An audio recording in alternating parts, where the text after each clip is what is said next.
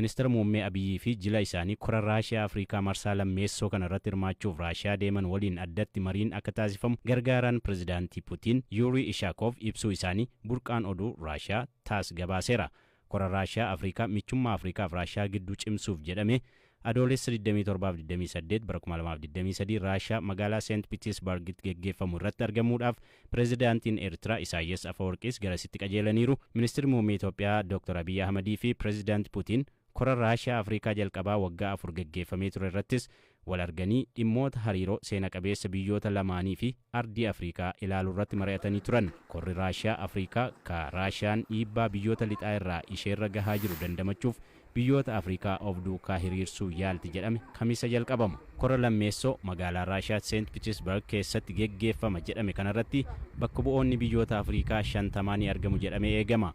Kanneen keessaa walakkaa kata'an geggeessitoota biyya isaaniitiin bakka bu'u. Kora baranaa irratti dhimmi midhaanii fi xaa'oo ajandaa dubbii ta'u jedhamanii kanneen eegaman keessaati.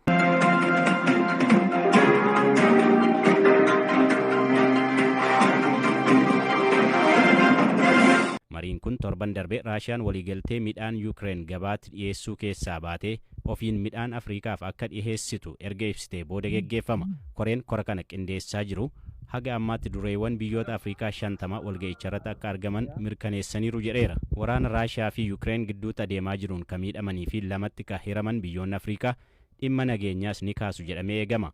Pirezidaantiin Yuugaandaa Yoweri Museveenii fi pirezidaantiin Afrikaa Kibbaa Cyril Ramaphosa akka hirmaatan ifatti beeksaniiru.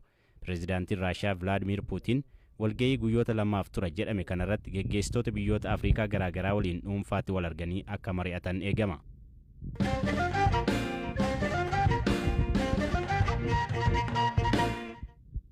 Dubartiin ji'oota